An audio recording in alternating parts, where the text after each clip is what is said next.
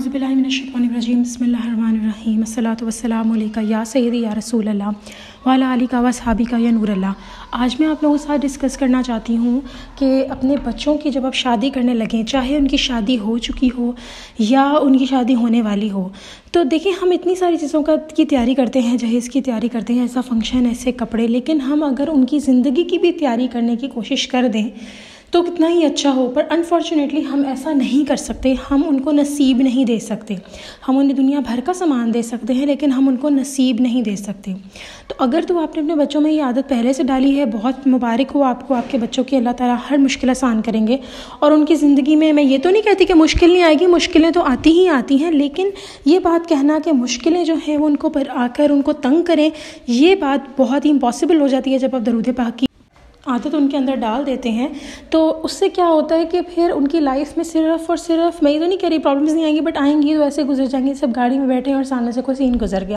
तो करना आपने सिर्फ ये है कि जब आपके बच्चों की शादी होने लगे, अव्वल तो पहले से ऐड कर दें, लेकिन नहीं तो एटलीस्ट अगर ये गलती अब ना कीजिएगा, उनकी शादी होने से पहले उन्हें कहें बेटा दिन की एक तस्बीह दरूद इब्राहिमी की 100 की तस्बीह पढ़नी ही पढ़नी है, इसको लाजिम व मलजूम बना लीजिए।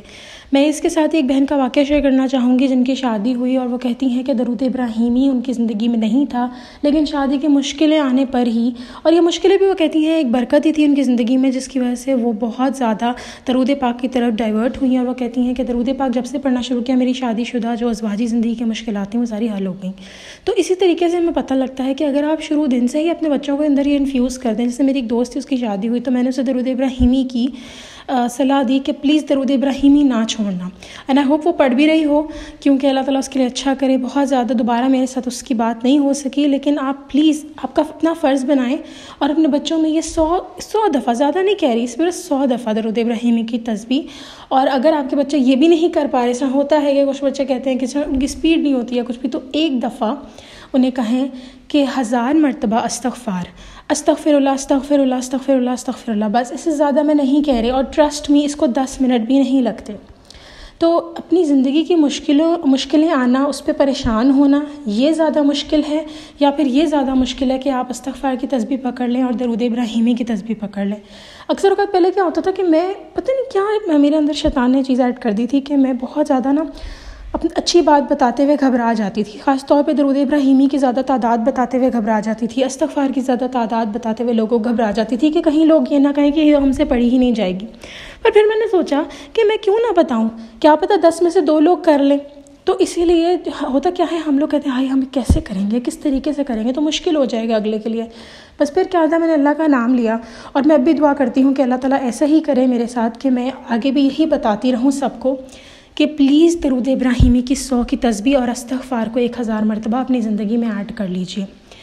और इसी के साथ ये भी कि मैं इंशाल्लाह नेक्स्ट वीडियो में एक वाक़या शेयर करूँगी इस्तग़फ़ार से रिलेटेड, किस तरह एक बहन के इस्तग़फ़ार ने ज़िंदगी बदली और उसमें क्या सब हुआ, वो सब शेयर करूँगी। तो बस ये सारी चीज़ें अपनी लाइफ में अंडरस्टैंड करें कि बच्चों को हम इतना कुछ देते हैं, हम कहते हैं अच्छा चलें जी ऐसे कपड़े, ऐसे जहेज़, नसीब नहीं दे सकते हम। तो नसीब देने के लिए एक छोटी सी एक टिप बता रही हूँ कि दरूद इब्राहिमी उनको ऐड करवा दें दिन का 100 मरतबा। अगर आप अपने बच्चों में पहले ऐड करवा देंगे, अच्छी बात, उनकी स्पीड बन जाएगी। शादी जब होती है फ़ौरन, तो बहुत सारी चीज़ें ऐसी होती हैं कि ये दावत, ये चीज़ें, वो चीज़ें, घर के काम काज में फिर कुछ लोग इन्वॉल्व करवा देते हैं, रिस्पॉन्सिबिलिटीज़ तो पड़ती ही पड़ती हैं, तो उसमें इंसान नहीं पढ़ पाता। तो इसीलिए बेहतर यही है कि उनकी जब स्पीड बन जाएगी तो वो बहुत आसानी से इस चीज़ को ग्रास्प कर सकेंगे और बहुत आसानी से वो इस रूटीन को भी फॉलो कर सकेंगे, जो कि बहुत ज़रूरी है।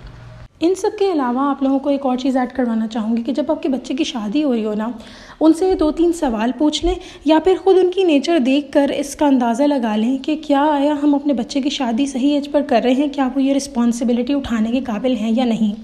होता क्या है कि शादी तो देखें 3 दिन का हल्ला गुल्ला है। अक्सर वक्त आपने देखा होगा लाइफ में कि इतने महीने से हम तैयारियां कर रहे थे, जब डेट फिक्स होती है, अच्छा शादी है शादी है शादी है, और शादी आती है और 3 दिन के फंक्शंस यूँ चुटकी में गुजर जाते हैं और फिर एकदम से मतलब अच्छा इतनी से बस टाइम था और उसके लिए हम इतनी तैयारी कर रहे थे, इतना टाइम लगा रहे थे। तो क्या होता है यहाँ पर कि जब हम इतना ज़्यादा टाइम इन चीज़ों पे ख़र्च कर रहे होते हैं और सारा कुछ कर रहे होते हैं, तो ये जो तैयारियाँ होती हैं इनमें मज़ा बहुत आ रहा होता है, ये जो फंक्शंस होते हैं इनमें बहुत मज़ा आता है, लेकिन सब अल्लाह गुल्ला करके चले जाते हैं। बाद में जो मसले होते हैं वो माँ बाप के और औलाद के रह जाते हैं जिनकी शादी की होती है। तो काइंडली इस चीज़ को अंडरस्टैंड करें कि क्या आपके बच्चे रिस्पॉन्सिबिलिटी उठा सकते हैं। अब यहाँ रिस्पॉन्सिबिलिटी के क्या क्या टाइप्स हैं। पहली टाइप तो ये है इमोशनल रिस्पॉन्सिबिलिटी। शायद कुछ लोगों को लगा हो यहाँ मैं घर के कामकाज की बात कर रही हूँ, मैं एक इमोशनल रिस्पॉन्सिबिलिटी की बात कर रही हूँ। मियाँ बीवी की एक दूसरे की इज़्ज़त रखना, इस रिस्पॉन्सिबिलिटी की बात कर रही हूँ। अक्सर औकात लड़कियों को भी पता नहीं चलता, अपने ससुराल में आके अपने मियाँ की बुराइयाँ करके चली जाती हैं। यहाँ मैं एक वाक़या शेयर करना चाहूँगी एक बहन का। वो कहती हैं कि उनके खाविंद अच्छे हैं, लेकिन एक दफ़ा उनके साथ उनकी कोई अनबन हो गई और स्टार्टिंग के डेज़ थे। अब वो कहती हैं कि मैंने गलती क्या की कि मैंने वो बात अपनी बहन के साथ शेयर कर दी कि मेरे खाविंद ने मुझे ऐसा कहा। अब वो कहती है मेरी बहन भी मुझसे बहुत प्यार करती थी, तो मेरी बहन के माइंड में मेरे खाविंद को लेकर वही एक इमेज सेट हो गया कि इसने मेरी बहन को इस टाइम पर दुख दिया था, तो अब तो ये ऐसा ही है। वो कहती है मेरी मियाँ के साथ लड़ाई ख़त्म हो गई, लेकिन मेरी बहन के दिमाग में वही इमेज सेट हो गया। अब कल आपको कहती हैं जब मैं अपनी बहन से मिलने गई तो मेरी बहन का रवैया मेरे खाविंद के साथ कुछ अच्छा नहीं था। मुँह पे कह तो नहीं रही थी कुछ वो, लेकिन थोड़ा सा मुझे जो कि देखकर मुझे भी बुरा लगा, क्योंकि मेरी बहन अगर मुझसे प्यार करती हैं, मैं उनसे करती हूँ, तो अब मेरा खाविंद के साथ भी एक रिश्ता था, मैं भी अब उनसे मोहब्बत करती थी, तो बस ये गलती होगी मुझसे जिसकी वजह से मैंने अपने खाविंद की बुराई अपनी बहन से कर डाली। अब वो कहती है कि अभी तक मैं अपने मियाँ का जो इमेज है ना अपनी बहन की नज़रों में ठीक नहीं कर पाई। शायद हो गया हो उनके दिल में अब, लेकिन उस दिन जो मैंने अपनी बहन को देखा, जो उन्होंने मेरे खाविंद को कहा कि मेरी बहन को आपसे बहुत शिकवे हैं और इस किस्म की बातें उन्होंने की, वो कहती हैं मैं सोच भी नहीं सकती थी कि ये चीज़ इस तरीके से आएगी। और मैं दोनों को भी ब्लेम नहीं कर सकती क्योंकि ख़ुद मैंने ही गलती की अपनी जो है वो एक्सप्लेन करके नेगेटिव साइड अपने मियाँ की। हालांकि मेरा और मेरे मियाँ की बात तो फिर ठीक हो गई, लेकिन आगे मसले शुरू हो गए। तो ये इमोशनल रिस्पॉन्सिबिलिटी बहुत ज़रूरी है।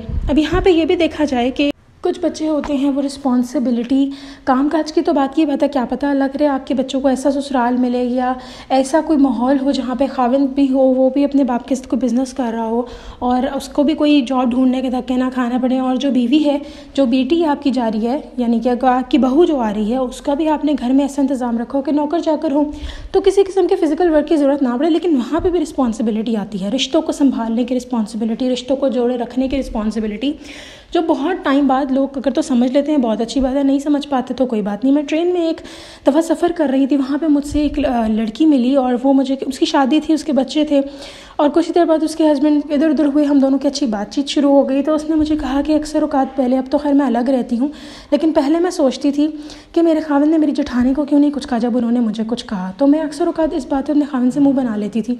लेकिन उन चीज़ों को जितने रिस्पॉन्सिबल तरीके से मेरे खाविंद ने डील किया कि हमारी लड़ाइयाँ ना हो, बेशक दिल में बातें थी लेकिन लड़ाइयाँ ना हो। और जब मैं अलग हो गई हूँ और जब अपना सेपरेट घर रन कर रही हूँ तो मुझे रियलाइज़ हुआ है कि अगर वो बातें उस टाइम मेरे खाविंद बोल देते, उनको मुंह पर छोटी छोटी चीज़ें थी और उस टाइम अगर लड़ाइयाँ हो जाती, तो आज हम लोग जो सेपरेट होने के बाद एक मोहब्बत और इज़्ज़त के साथ मिल रहे हैं वो हम ना मिल पाते।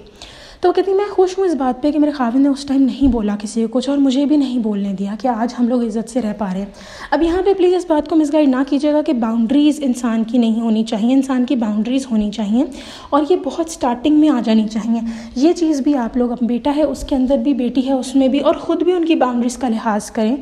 अक्सर का माँ बाप क्या करते हैं, बच्चों की बाउंड्रीज़ बना तो देते हैं, उनको कह तो देते हैं कि आपने अपनी बाउंड्रीज़ ऐसे बनानी है कि आपने ख्याल रखना है कि कोई आपकी बाउंड्री पार ना कर सके, ऐसा ना कर सके, वैसा ना कर सके, लेकिन खुद माँ बाप ही उनकी बाउंड्रीज़ ख़राब कर रहे होते हैं।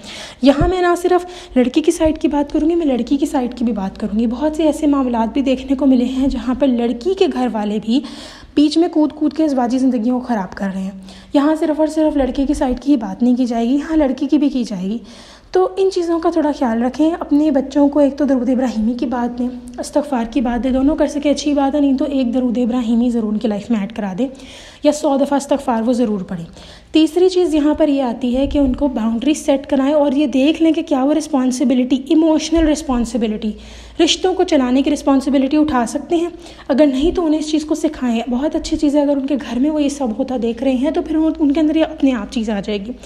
लेकिन ये मत कह के शादी कर दें कि हाँ यार जब सर पे पड़ेगी तो देखी जाएगी। सर पे पड़ती है ना जब, तो उसी के सर, जब सर पे पड़ती है ना किसी के, तो उसी इंसान को सब कुछ आता है जो कोशिश करता है। बहुत सारे ऐसे लोग हैं जिनके सर पे पड़ती है वो भाग जाते हैं और ऐसे फिर उनको लक़ब मिल जाते हैं, यार ये तो किसी काम का नहीं है, या इस किस्म के वर्ड्स फिर उनको दे देता है ना माशरा। तो प्लीज़ इस सर पे पड़ने वाली बात को सिर्फ कामों की हद तक रखें।